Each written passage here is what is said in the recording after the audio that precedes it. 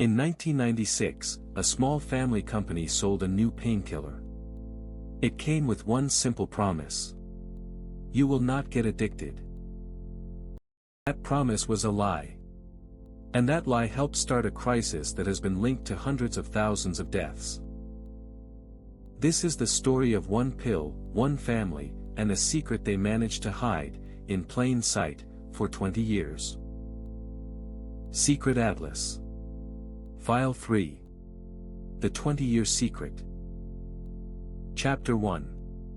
The Miracle Pill. The drug was called OxyContin. It was a strong painkiller, in the same family as heroin. But the makers said it was different. The trick was a special coating. One pill would release its dose slowly, over 12 hours. Steady relief, all day long. And because it worked slowly, the company claimed it was safer. Less of a rush. Less of a reason to abuse it. Doctors were told the risk of addiction was less than 1%. Almost nothing. Most of them simply believed it. But that number was never really proven. It came from a tiny note in an old medical journal. Not a real study. That famous number came from almost nowhere. A short letter, just a few sentences, in a medical journal back in 1980. It was never meant to be proof of anything. The company behind the pill was Purdue Pharma. It was owned by one of the richest families in America. The Sacklers. The pill took off. Prescriptions jumped from about 300,000 in 1996, to nearly 6 million by 2001. OxyContin became one of the best-selling drugs in the country. It made the Sacklers billions. From a single pill. And the family name went up on museum walls around the world. Galleries in New York, London, and Paris. For a while, the Sackler name meant art, and wealth, and class. Chapter 2. The Sales Machine. Behind the pill was an army of salespeople. Hundreds of them. And their bonuses could be bigger than their salaries. According to federal prosecutors, they were trained to repeat one message to doctors. This drug is less addictive. That message was false. The more a doctor prescribed, the more the company pushed them. They tracked the top prescribers, and sent their best reps straight to them. And when patients showed signs of addiction, some doctors were given a strange answer. Do not worry.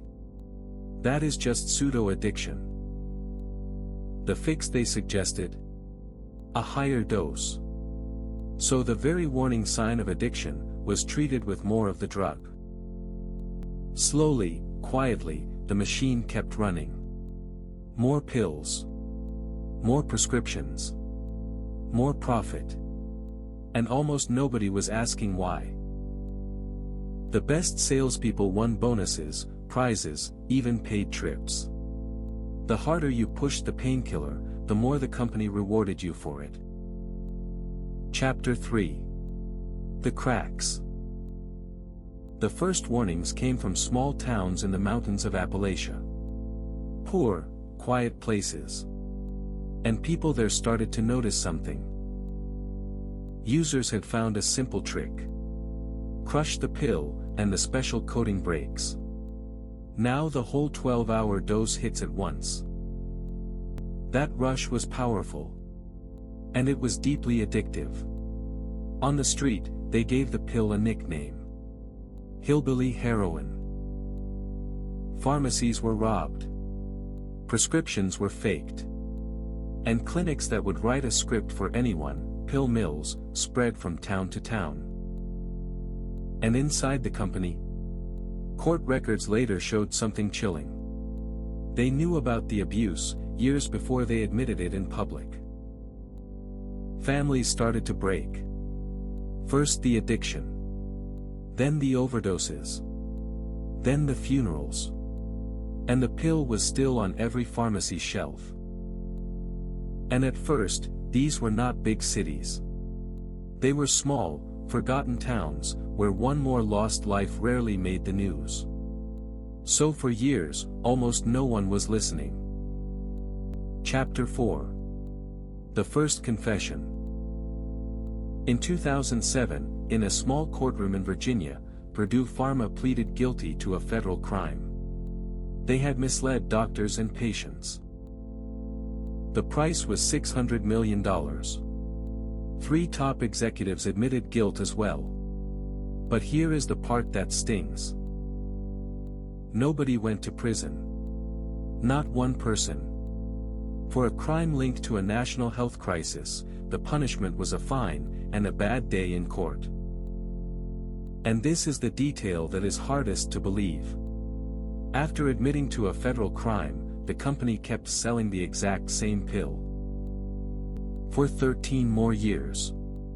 And across the country, overdose deaths did not slow down. They climbed. Year after year after year. But behind every point on that rising line, is a person. A son. A mother. A friend. When the numbers get this big, they stop feeling like people. And that is part of how it stayed hidden. Chapter 5. The Fall. By 2019, the anger had grown too big to ignore. More than 2,000 lawsuits piled up. From cities, states, hospitals, and tribes. Buried under the cases, Purdue Pharma filed for bankruptcy.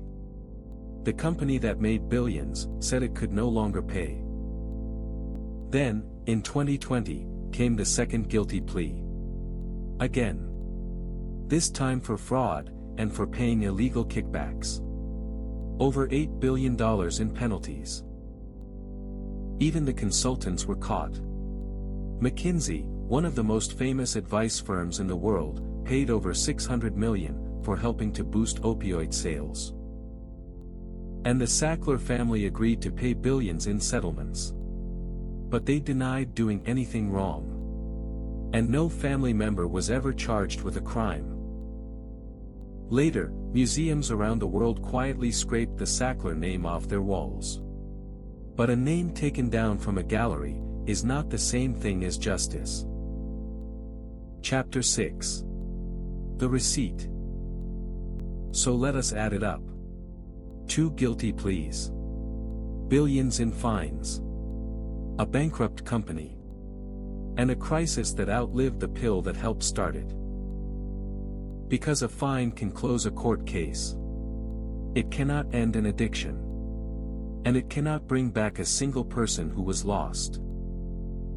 And here is the quiet truth. The secret was never really hidden. It was printed on sales charts, bonus checks, and prescription pads. In plain sight. Everyone who needed to look, could have looked. The pill was legal. The profits were legal. And for 20 years, that was enough. Which leaves one simple, uncomfortable question. If a confession changes nothing, and a fine is just the cost of doing business, then what exactly protects you? This was Secret Atlas, File 3. Next file. The town that has been on fire for 60 years. And no one can put it out. Subscribe, so you don't miss it.